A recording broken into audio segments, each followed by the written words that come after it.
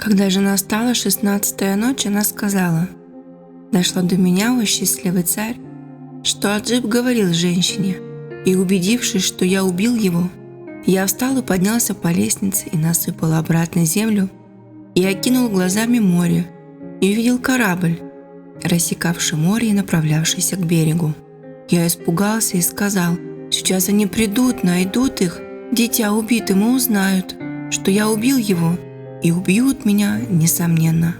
И, подойдя к высокому дереву, я взлез на него и закрылся его листьями. И не успел я усесться на верхушку дерева, как появились рабы, и с ними появился тот дряхлый старик, отец юноши. Они подошли к тому месту и, сняв землю, нашли дверь и, спустившись, увидели, что юноша лежит, и лицо его сияет после бани, и одет он в чистое платье, и нож воткнут ему в грудь. И они закричали и заплакали, и стали бить себя по лицу и взывать о горе и бедности. И старец на долгий час лишился сознания, и рабы подумали, что после своего сына он не будет жить. И они завернули юношу в его одежды и накинули на него шелковый плащ, и вышли к кораблю, и старец вышел позади них. И, увидев своего сына лежащим, он упал на землю и посыпал голову прахом, и бил себя по лицу и вырвал себе бороду. И он подумал о смерти своего сына и заплакал еще сильнее и лишился чувств. И тогда один из рабов поднялся и принес кусок шелковой материи, и старика положили на скамью и сели у него в головах. И все это время я был на дереве над их головой и смотрел, что происходит. И мое сердце посидело прежде, чем стала седою моя голова, из-за забот и печалей, перенесенных мною. О, моя госпожа! Старец все был без сознания, пока не приблизился закат. А потом он очнулся, и, увидев своего сына, с которым случилось то, чего он боялся, он стал бить себя по лицу и по голове и произнес: «Разлука с любимыми, все сердце истерзано, и слезы из моих глаз струятся потоками. Далеко желание ушло, о печаль моя! Что ныне придумаю? Что скажу? Что сделаю?» Он издал крик, от которого дух его расстался с телом, и рабы закричали: «Увы, наш господин!» и посыпали себе головы землей, и еще сильнее заплакали. И они положили своего господина на корабле рядом с сыном, и, распустив на судне паруса, скрылись с моих глаз. И тогда я слез с дерева и спустился в подземелье и стал думать о юноше. И я увидел некоторые из его вещей и произнес такое стихотворение. Я таю в тоске, увидя слезы любимых, на родины их потоками лью я слезы. Прошу я того, кто с ними судил расстаться, чтоб мне даровал кто-нибудь о свидании. Потом, о госпожа моя, я вышел из подземелья, и днем я ходил по острову, а ночью спускался в помещение, и я провел таким образом месяц, глядя на тот конец острова, что лежал к западу. И всякий раз, когда проходил день, море становилось мельче, пока на западной стороне не стало мало воды, и прилив ее не прекратился. Когда же месяц прошел до конца, море с той стороны высохло, и я обрадовался и убедился в спасении. И, войдя в оставшуюся воду, я вышел на берег материка и нашел там кучу песку, в котором ноги верблюду погрузились бы до колена. И я, укрепив свою душу, просек эти пески и вдруг увидел огонь, блиставший издалека и пылавший ярким пламенем. Я пошел на огонь, и, подойдя к нему, вдруг увидел, что это дворец, а ворота из желтой меди. И когда над ними засияло солнце, дворец засветился издали, и казалось, что это огонь. Я обрадовался, увидя его, и сел напротив ворот. И не успел я усесться, как появились 10 юношей, одетых в роскошные платья, и с ними глубокий старик. Но только юноши были кривые на правый глаз. Я подивился их виду и тому, что они одинаково кривы. А юноши, увидя меня, пожелали мне мира и спросили меня, что со мной и какова моя история. Я рассказал им все, что выпало, и какие бедствия исполнились надо мной, и они изумились моему рассказу и взяли меня и привели во дворец. Я увидел вокруг дворца 10 лож, и на каждом из них и постели, и одеяла были голубые, а посреди них стояло большое ложе, на котором, подобно остальным, все тоже было голубое. И когда мы вошли, юноши поднялись на свои ложа, а старец взошел на то маленькое, стоявшее посередине, и сказал: «О, юноша, живи в этом дворце и не спрашивай о том, что с нами, ибо отсутствие у нас глаза». Потом старец поднялся и подал каждому еду в особом сосуде и питье в отдельном кубке, и мне тоже подал. А после этого они сидели и расспрашивали меня о моем положении, о том, что со мной случилось. И я им рассказал, пока не прошла большая часть ночи. И когда юноши сказали: «О, старец, не принесешь ли ты то, что нам назначено? Время уже пришло». «С любовью и охотой», — отвечал старец. И, поднявшись, вышел в кладовую во дворце и скрылся. А возвратился, неся на голове 10 блюд, каждое из которых было накрыто голубым покрывалом. И он подал каждому из юношей блюдо, затем зажег 10 свечей и поставил на каждое блюдо по свечке. А после этого он снял покрывало, а под ними оказался пепел, толченый уголь и сажа от котлов. Все юноши обнажили руки и заплакали, и застонали, и заворчели себе лица, и разорвали на себе одежды, и стали бить себя по лицу и ударять себя в грудь, говоря: «Мы сидели, развалившись, но болтливость нам навредила». И они продолжали это, пока не приблизилось утро. И тогда старец поднялся и нагрел им воды, и они вымыли себе лица и надели другие одежды, чем прежде. Тогда я увидел это, о госпожа моя. Мой ум пропал, и мысли мои смутились, и мое сердце обеспокоилось, и я забыла о том, что со мной случилось, и не был в состоянии молчать, а заговорил с ними и спросил их: «Зачем это? После того, как мы веселились и устали, вы, слава великому Аллаху, в полном уме, а такие дела творят только одержимые. Заклинаю вас самым дорогим для вас, не расскажете ли вы мне, что с вами и почему вы потеряли глаза, и черните себе лица пеплом и сажей?» Но они обернулись и сказали: «О, юноша, пусть не обманывают тебя твоя молодость. Откажись от твоего вопроса». После этого они поднялись, и я поднялся с ними. И старец подал какой-то еды, и когда мы поели, и блюда были убраны, они просидели, разговаривая, пока не приблизилась ночь.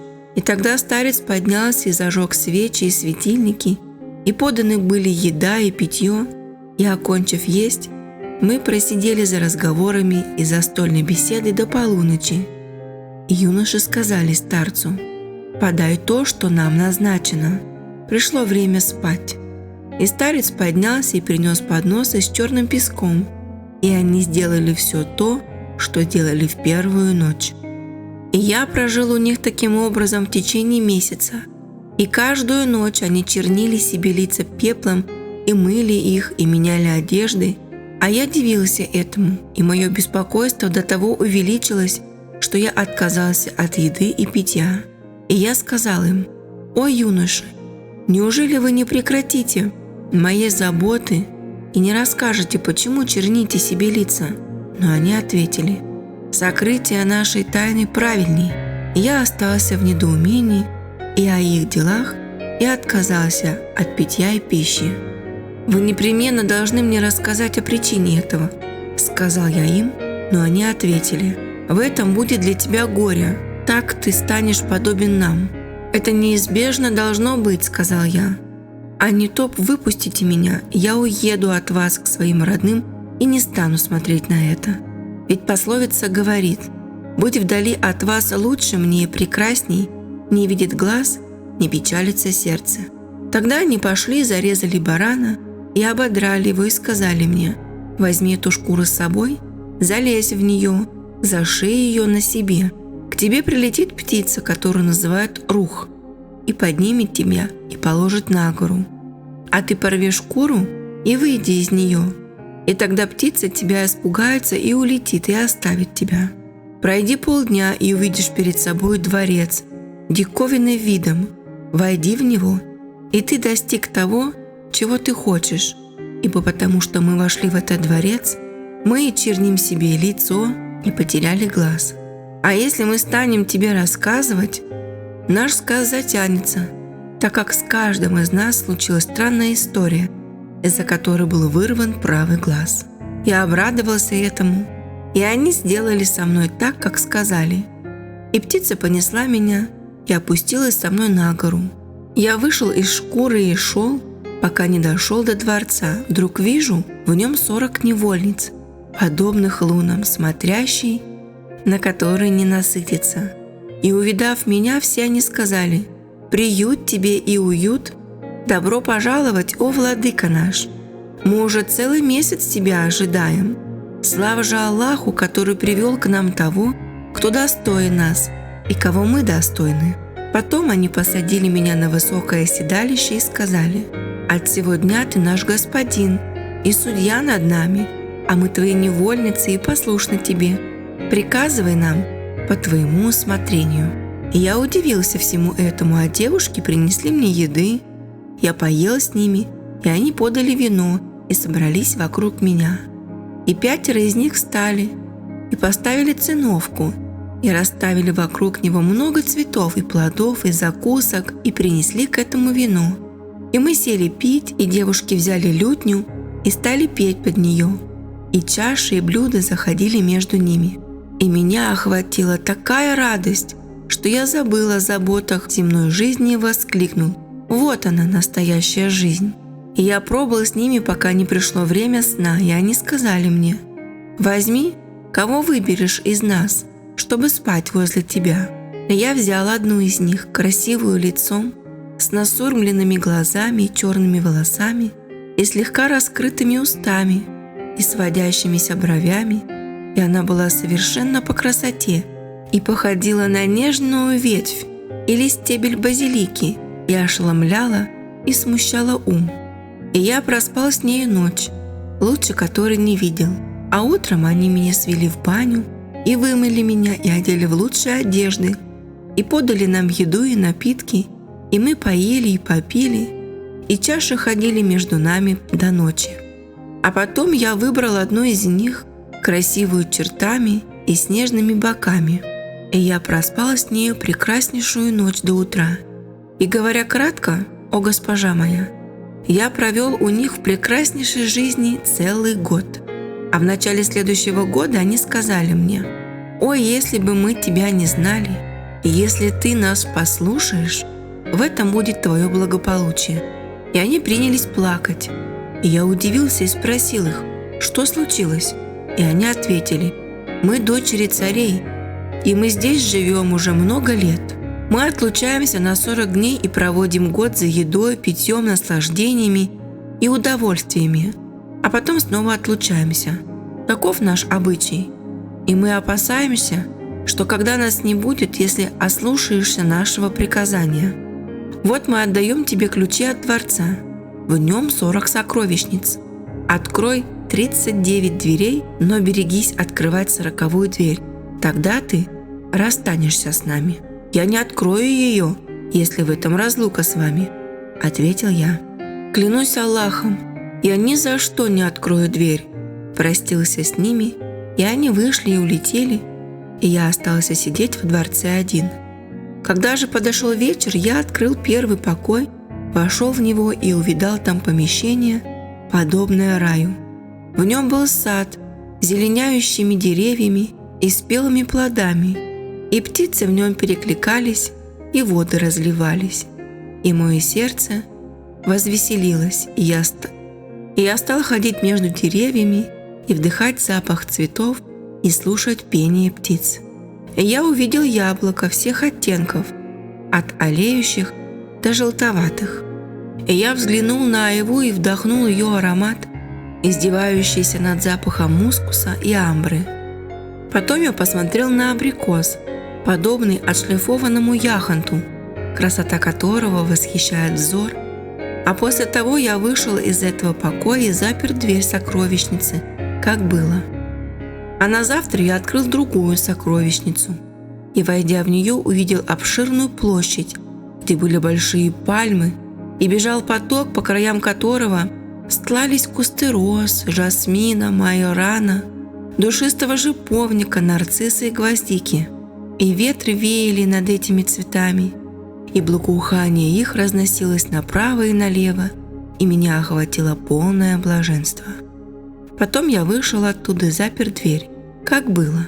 И после этого я открыл дверь третьей сокровищницы и увидел там большую залу, выстланную разноцветным мрамором, драгоценными самоцветами и роскошными камнями.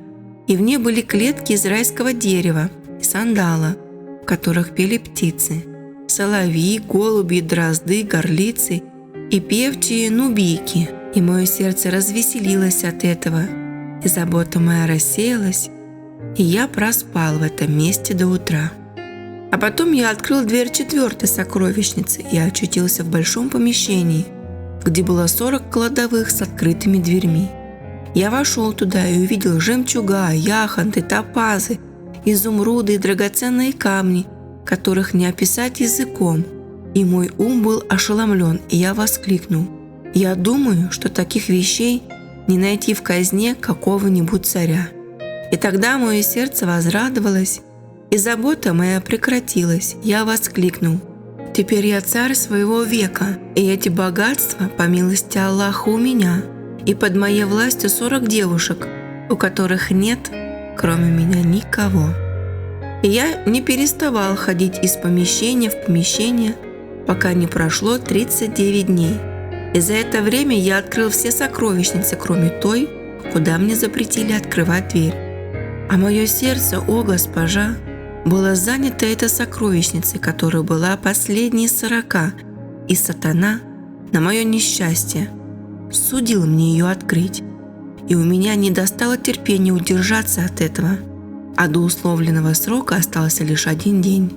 И я подошел к упомянутой сокровищнице, открыл дверь в нее и вошел, и почувствовал благоухание, подобное которому никогда не вдыхал. И этот запах опьянил мой ум, и я упал и пролежал в обмороке час. А потом я укрепил свое сердце и вошел в сокровищницу и увидел, что пол в ней усыпан шафраном. Нашел там золотые светильники и цветы, распространяющийся запах мускуса и амбры, пылавшие светом. И я увидел 2 большие курильницы, каждая из которых была наполнена алоэ и амброй с медом, так что помещение пропиталось их ароматом. И еще я увидел, о госпожа, парного коня, подобного мраку ночи, когда она стемнеет, и перед ним была кормушка из белого хрусталя с очищенным кунжутом, и другая такая же, полная розовой водой с мускусом. И конь был оседлан, и взнуздан, и седло его было из чернового золота. И, увидя коня, я удивился ему и сказал про себя: «За этим непременно должно быть скрыто великое дело». И сатана сбил меня с пути, и я вывел коня и сел на него, и он не тронулся с места, и я толкнул его ногой, но он не двинулся. И тогда я взял плеть и ударил ею коня, и конь, почувствовав удар, заржал и издал крик, подобный грохочущему грому, и, распахнув 2 крыла, полетел со мной и скрылся на некоторое время от взоров ввыси небес. Потом он опустился со мною на крышу и сбросил меня, и, хлестнув меня по лицу своим хвостом, выбил мой правый глаз, который вытек мне на щеку. И конь улетел от меня, и я спустился с крыши и нашел тех 10 кривых юношей, и они сказали мне: «Ни простора тебе, ни уюта». И я ответил им: «Вот я и стал таким же, как вы. Я хочу, чтобы вы дали мне блюдо с сажей, и я мог бы вычернить себе лицо и позволили бы мне сидеть с вами. Клянемся Аллахом, ты не будешь сидеть у нас.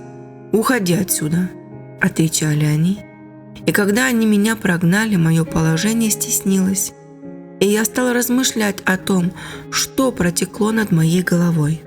И я вышел от них с печальным сердцем и плачущими глазами и говорил украдкой. Я сидел, развалившись, но болтливость мне повредила. Я обрил себе бороду и усы и пустился бродить по землям Аллаха, И Аллах предначертал мне благополучие, пока я не прибыл в Багдад в сегодняшний вечер. И я нашел этих двух, стоявших в недоумении, и поздоровался с ними и сказал: «Я чужеземец». И они ответили: «Мы тоже чужеземцы». И нас сошлось 3 каландаров, кривых на правый глаз. Вот, о госпожа, причина, почему я обрил подбородок и потерял глаз. «Пригладь свою бороду и уходи», — сказала женщина. Но Каландар воскликнул: «Не уйду, пока не услышу рассказа вот этих».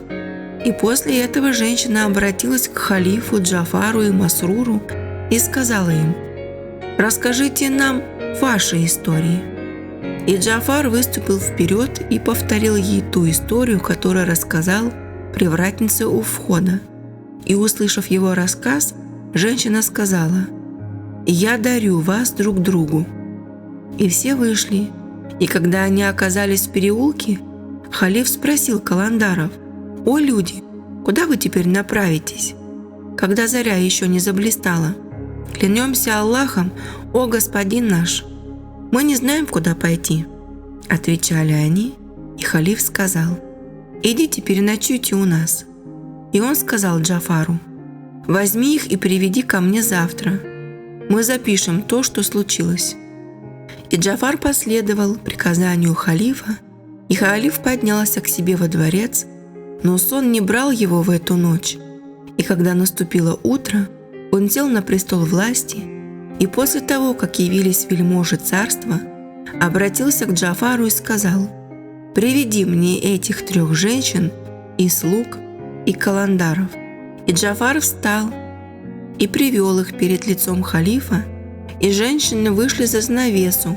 И Джафар обратился к ним и сказал: «Мы простили вас за милость, которую вы оказали нам раньше, не зная нас, но теперь я вас осведомлю.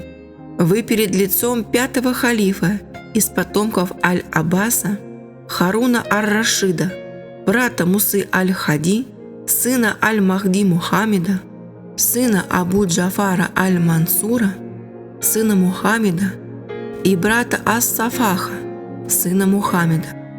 Рассказывайте же ему одну только правду».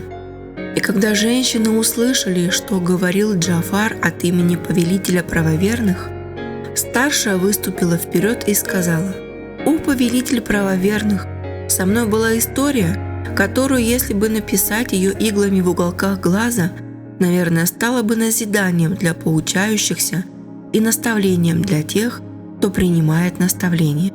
И Шахрезаду застигло утро, и она прекратила дозволенные речи. Аудиорассказы от Идемы Илай.